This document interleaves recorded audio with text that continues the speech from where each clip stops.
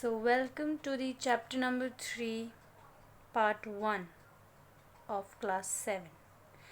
So, in this chapter, fiber to fabric, in this chapter we are going to study that how the clothes that we wear are made, how it is made, from where it's made, what's the origin, from where it has been originated. So what are fibers मतलब thin threads, ठीक है, and fabric मतलब the whole कपड़ा, the whole cloth is known as the fabric. So हमने पहले पढ़ा है कि दो टाइप के फाइबर होते हैं, natural fibre and animal fibre, sorry natural fibre and artificial fibre. Natural fibre जो होता है वो दो टाइप के होते हैं, plant fibre and the animal fibre. Plant fibre का एग्जांपल है कॉटन, क्योंकि वो प्लांट से ऑब्टेन होता है, और एनिमल फाइबर का एग्जांपल है वूल, क्योंकि वो एनिमल से ऑब्टेन होते हैं, जैसे शीप, ठीक है, या फिर याक, या फिर गोट समटाइम्स. सो ये सब. तो फ्लीस क्या होता है? Fleece is the hair of the animal, जिसकी वजह से क्या बनता है, जिसकी वजह से फाइबर बनता है. तो सबसे पहला इस चैप्टर में हम पढ़ने वाले हैं, the first content of this chapter is animal fibre, wool and silk. सबसे पहला एनिमल फाइबर हम पढ़ेंगे, वूल. तो एनिमल फाइबर वैसे फाइबर को बोलते हैं जो एनिमल से ऑब्टेन्ड होता है, जो एनिमल से बनाया जाता है. तो सबसे पहले हम पढ़ेंगे वूल के बारे में, ठीक है. उसके बाद तो और है सिल्क के बारे में, और बस दो फाइबर के बारे में पढ़ेंगे. तो पहला है वूल. वूल जो है वो हमें शीप से मिलता है, गोट से मिलता है, याक से मिलता है, और बाकी एनिमल से मिलता है. ये जो वूल देने वाले जो एनिमल्स होते हैं, इनकी बॉडी में बहुत ज़्यादा हेयर होता है, ठीक है. इन हेयर जो होता है वो एयर को ना ट्रैप करके रखता है, और because air is a poor conductor of heat, तो ये जो है वो उसको गर्म करके रखता है बहुत ज़्यादा, ठीक है. सो वूल जो है वो ऐसे एनिमल से डराइव होता है जिनकी बॉडी बहुत ही ज़्यादा हेयरी होती है. अब इन लोग की जो हेयर होते हैं वो दो टाइप के होते हैं. एक होता है कोर्स बियर्ड हेयर, और दूसरा होता है फाइन सॉफ्ट अंडर हेयर. कुछ कुछ एनिमल्स के पास दोनों होते हैं, कुछ कुछ के पास अंडर हेयर होते हैं. कुछ, और जो अंडर हेयर है वो यूज़ होता है ये फाइबर बनाने के लिए. कुछ ऐसे एनिमल होते हैं जो कि सिर्फ अंडर हेयर ही ग्रो करने के लिए पैदा किए जाते हैं.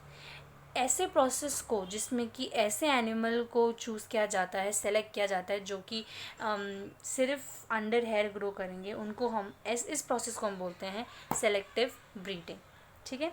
Now these are the names of the few animals जो कि वूल ईल्ड करते हैं.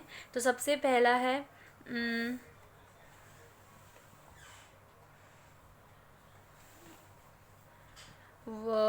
याक वूल, कॉमनली इन तिब्बत एंड. तो शीप वूल हो गया, एक याक वूल हो गया जो कि तिब्बत और लद्दाख में पाया जाता है. मोहेर एक ऐसा वूल है जो कि अंगोरा गोट से पाया जाता है, एंड ये कश्मीर में पाया जाता है, जम्मू एंड कश्मीर में. एंड देन वूल जो है वो गोट हेयर से भी पाया जाता है. कश्मीरी गोट से भी का फर भी बहुत ज़्यादा सॉफ्ट होता है, ठीक है. पश्मीना शॉल्स बनाया जाता है इसीलिए, ठीक है, अंगोरा गोट से, या अंगोरा गोट से नहीं, कश्मीरी गोट से. The fur of the body of the camels, जो लामा एंड एल्पेका है, वो साउथ अफ्रीका में पाया जाता है. इन लोगों से भी वूल बनाया जाता है, ठीक है. तो शीप, गोट और कैमल्स इन याक, इन सब से बनाया जाता है. नेक्स्ट एक्टिविटीज़ हैं, उसके बाद है from fibres to wool.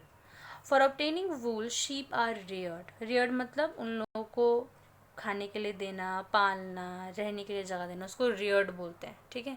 For obtaining wool sheep are reared, their hair is cut and process into wool. Let is learn about this process. तो शीप से फाइबर बनाने के लिए उनके हेयर को कट किया जाता है, और ये प्रोसेस कैसे होता है ये देखते हैं. Now rearing and breeding of sheep. If you travel to the hills of the Jammu and Kashmir, Himachal Pradesh, Uttaranchal, Arunachal Pradesh and Sikkim, or the plains of the Haryana, Punjab, Rajasthan and Gujarat, you can see shepherds taking their herds of sheep for grazing. Sheep are the herbivores and prefer grass and leaves. Apart from grazing, sheep rearers also feed them on a mixture of pulses, corn, jowar, oil cakes and minerals. In winter, sheep are kept indoors and fed on leaves, grain and dry fodder. तो इसमें ये बोला गया है ना कि sheep को हम अगर हम उनको पाल रहे हैं, रेयरिंग कर रहे हैं उनकी, तो हम कैसे करेंगे। तो शीप जो है उनको ग्रेजिंग के लिए ले जाया जाता है। ग्रेजिंग मतलब चरने के लिए, ठीक है, ग्रास खिलाने के लिए। तो क्यों हमें पता है कि शीप जो है हर्बीवोरस है, तो हम उसको पहले ग्रास खिलाएंगे। शीप जो है उसको पल्सेस, कॉर्न, ज्वार ये सब खिलाएंगे, ठीक है, वेजिटेबल प्रोडक्ट्स खिलाएंगे। विंटर्स में शीप जो है उसको हम अंदर रखते हैं और उनको लीव्स देते हैं खाने के लिए, ग्रेन्स देते हैं, या फिर ड्राई फॉडर। फॉडर मतलब खाद, मतलब खाने के लिए कुछ देते हैं, ठीक है, सूखी घास है कुछ, उसको फॉडर बोलते हैं। Sheep are reared in many parts of our country for wool. Table 3.1 gives the name of some breeds of the sheep reared in our country for producing wool. The quality and texture of the fibers obtained from them is also indicated in the table. Certain breeds of sheep have thick coat of hair on their body which yields good quality wool in large quantities. As mentioned earlier, these sheep are selectively bred with one parent being a sheep of good breed. Once the reared sheep have developed a thick growth of their hair is shaved off for getting wool.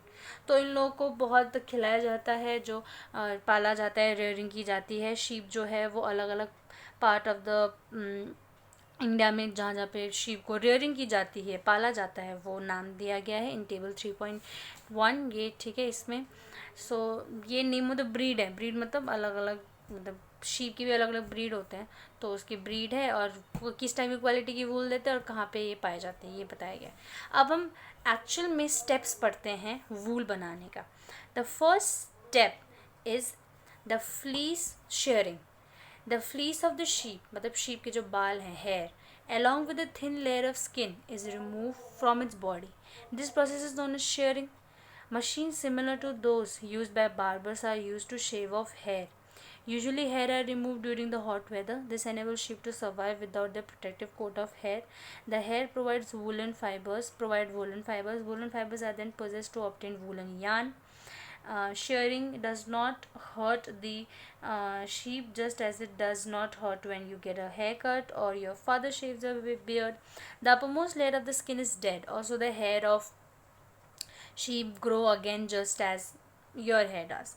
तो सबसे पहला step है कि sheep के जो hair होते हैं उसको कट किया जाता है, ठीक है, शेव किया जाता है। और इसमें दर्द नहीं होता, क्योंकि क्यों दर्द नहीं होता, क्योंकि जो आउटर जो स्किन होती है ना वो डेड होती है, ठीक है। जब हम हेयर कट करते हैं तो हमें दर्द नहीं होता, वैसे शीप को दर्द नहीं होता जब उसका हेयर शेव करते हैं। तो ये जो प्रोसेस है, this cutting of sheep's hair along with the outermost layer is known as shearing बोलते हैं इसको, ठीक है। जो बार्बर जो मशीन यूज़ करता है ना बाल कट करने के लिए, वही यूज़ किया जाता है।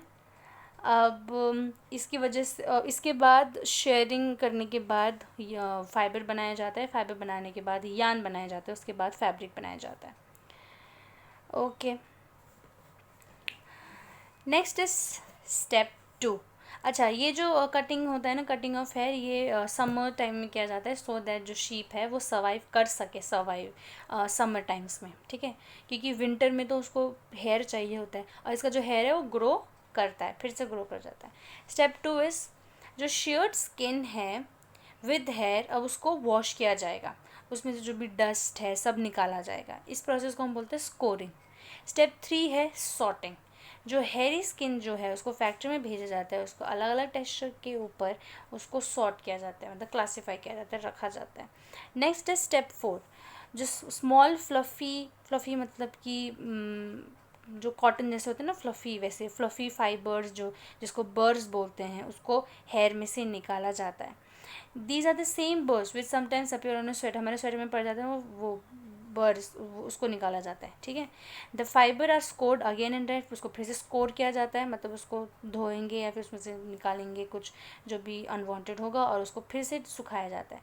This is the wool ready to be drawn into fibre, और इस वूल को फिर this wool is ready to be drawn into fibre, अब इस वूल को अब हम फाइबर बनाने के लिए रेडी हैं।